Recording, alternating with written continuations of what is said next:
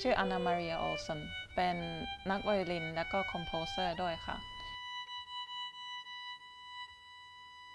เป็นครึ่งสวีดิชครึ่งไทยเรียนดนตรีค่ะทั้งไวโอลินเพอร์ฟอร์แมนซ์กับคอมโพสิชันค่ะแล้วก็ย้ายมาอยู่เมืองไทยตั้งแต่ปีที่แล้วค่ะแล้วแต่งเพลงสำหรับไวโอลินกับอิเล็กทรอนิกส์เป็นเพลงแนวประมาณซิน e มาติกค่ะแล้วก็ใช้ลูปให้มันมีหลายๆชั้นประมาณนี้ค่ะ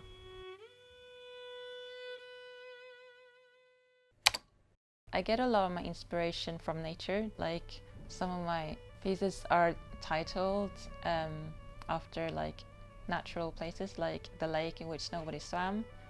Yeah, it has like it's inspired by a lake, or like the idea of a lake that is very like serene and like there's no people around.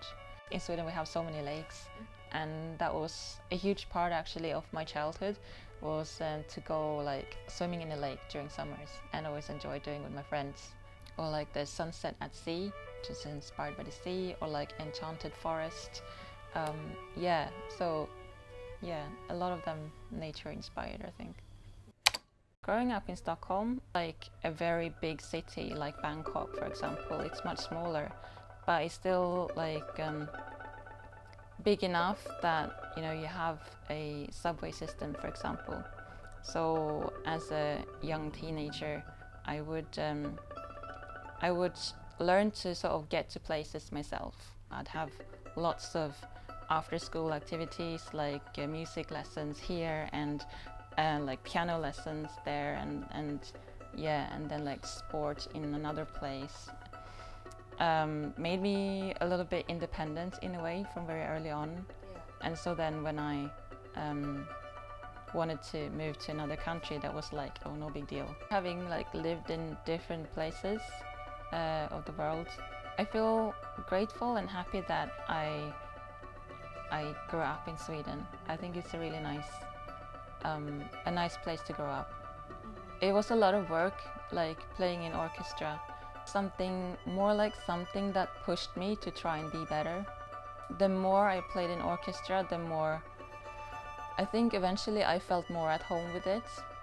Especially I think when I went to Austria, it was a really interesting experience because that conservatoire where I was at in Graz, it's a really good conservatoire, and like the students are on a really high level. But I felt like everyone was trying to be a soloist. I think a turning point for me was when I was at conservatoire in England, in Birmingham. I joined a folk music ensemble. They kind of play like folk fusion. It was like a really big band, really chill. It was really open and friendly. And in Austria, I formed a band with a guitarist and like a cajon player. Yeah, and we were like a little acoustic trio. We performed mostly at vegan cafes. I really loved playing with this band just because it was so chill, no pressure. We would jam with other musicians as well in the vegan cafes. Yeah, and it was just a really nice sort of community and atmosphere, and really like chill and friendly, sort of real experience improvising after my exchange. And I really didn't want to leave when I missed my band, and I felt like I actually missed like just jamming and improvising. So I thought, well, maybe I can jam with myself. The project kind of reflects my sort of transition from classical music, but also like into other genres, and exploring how I can cross over between genres and use different influences and compose music for the violin. During that whole process of like meeting actual like musicians in Chiang Mai, I was like, well, maybe it's worth staying for a bit longer.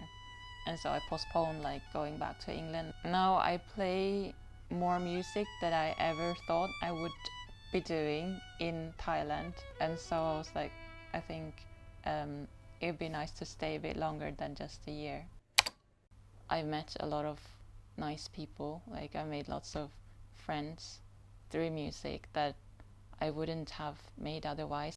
Music kind of, it does that, it like brings people together in this nice way. But it's also like something in itself, it's like something that's, I don't know, it has some kind of magical effect on people. It can have like a healing effect, like it can make you feel like lots of different kinds of emotions. It's kind of magical in that way, I think.